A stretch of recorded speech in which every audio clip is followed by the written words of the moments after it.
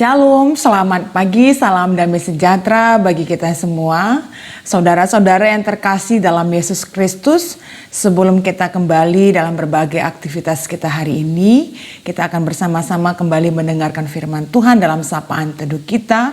Dan sebelumnya, mari kita berdoa. Terima kasih buat berkat kehidupan yang masih Kau perkenankan bagi kami anak-anak-Mu ya Tuhan. Di pagi ini kami kembali akan melakukan berbagai aktivitas kami.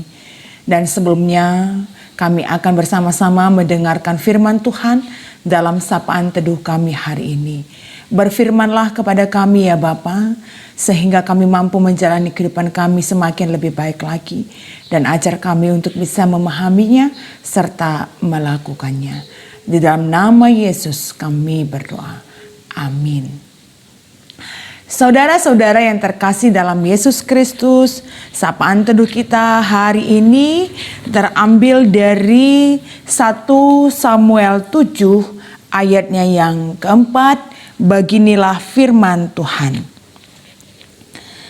Kemudian orang-orang Israel menjauhkan para Baal dan para Asitoret dan beribadah hanya kepada Tuhan. Demikianlah sapaan teduh kita hari ini.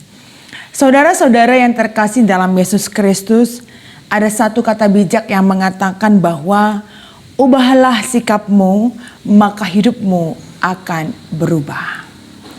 Hal ini lebih jelas lagi akan diceritakan kepada kita melalui sebuah ilustrasi di mana ada seseorang yang baru bangun pagi dan dia ingin sekali menikmati makan telur ceplok.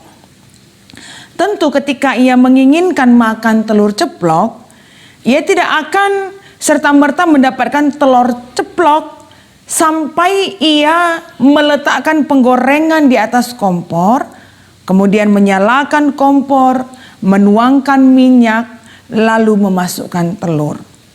Sama halnya ketika ia menginginkan makan telur dadar, ia tidak akan mendapatkannya kalau tidak melakukan tindakan sesuai urutan proses membuat telur dadar. Nah, banyak orang yang selalu bertanya-tanya dan banyak orang juga selalu mengatakan bahwa hidupnya itu tidak mengalami perubahan apa-apa. Orang-orang ingin mengubah hidupnya, tetapi tidak mengubah tindakan atau sikapnya, sehingga dia tidak mengalami perubahan apa-apa di dalam kehidupan ini. Sama halnya dengan apa yang dialami oleh bangsa Israel dalam sapaan teduh kita hari ini. Mereka sangat menginginkan sebuah perubahan hidup, menjadi bangsa yang merdeka, bangsa yang mengalami kemenangan dalam peperangan melawan bangsa Filistin. Dalam ayat kedua dikatakan, mereka mengeluh kepada Tuhan 20 tahun lamanya. Tapi hidup mereka itu tidak mengalami perubahan apa-apa. Mereka tetap hidup dalam penindasan, sekalipun tabut Allah sudah mereka ambil kembali. Tetapi hidup mereka tidak mengalami perubahan apa-apa. Dan itu mereka alami selama 20 tahun. Mengeluhkan kehidupan mereka kepada Tuhan. Nah, tentu apa yang dikatakan oleh Samuel dalam kerinduan mereka untuk mengalami perubahan. Bagaimana Samuel mengatakan bahwa hal yang harus mereka lakukan adalah bagaimana mereka mengalami pertobatan sehingga kehidupan mereka akan mengalami perubahan. Dan panggilan pertobatan harus melahirkan sebuah tindakan ataupun respon di dalam hidup ini. Itu yang dikatakan oleh Samuel dalam ayat yang ketiga. Maka engkau harus berbalik kepada Tuhan, menjauhkan diri daripada Allah asing, dan mengarahkan hatimu hanya kepada Tuhan, serta beribadah hanya kepada Tuhan. Lalu ketika bangsa Israel mendengar apa yang dikatakan oleh Samuel, lalu apa yang mereka lakukan? Pada waktu itu, dalam keadaan yang hidup dalam penindasan, dan ketika mendengar seruan yang disampaikan oleh Samuel, bangsa Israel merubah sikap hidup mereka. Mereka tidak mengabaikan apa yang dikatakan oleh Samuel.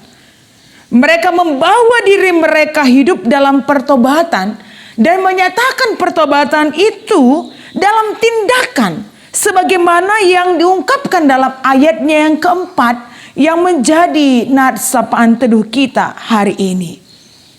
Dikatakan dalam ayatnya yang keempat, kemudian orang-orang Israel menjauhkan para Baal dan para Asitoret dan beribadah hanya kepada Tuhan. Berarti setelah mereka mendengar apa yang dikatakan oleh Samuel, mereka lantas berubah sikap mereka dengan menjauhkan diri mereka dari para Baal dan hanya menyembah kepada Tuhan.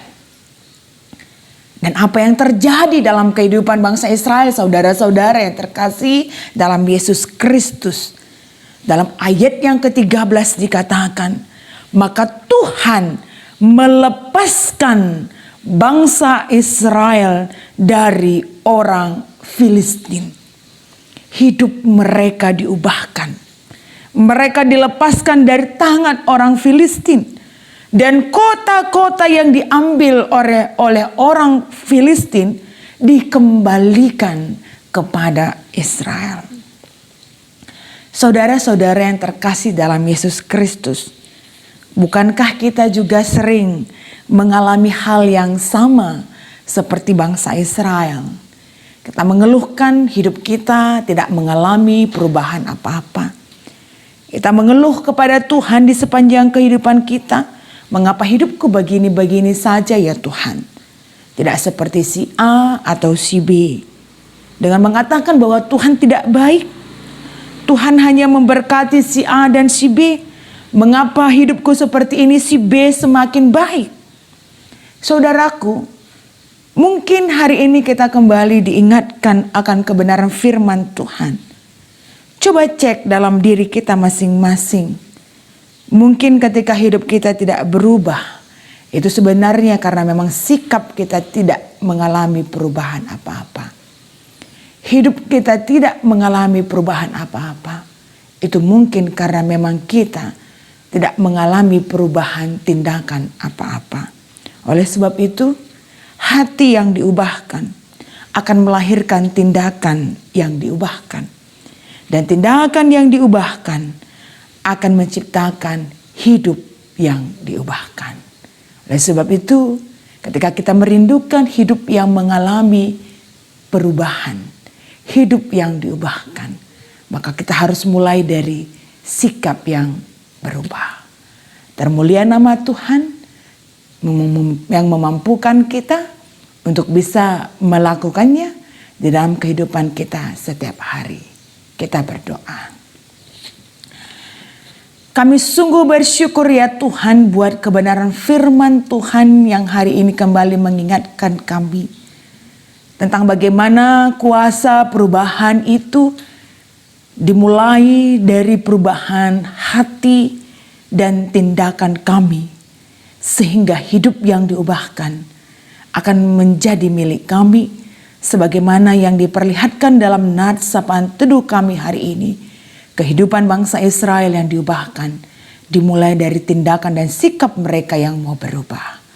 Tolong kami Tuhan untuk setia melakukannya di dalam kehidupan kami setiap hari.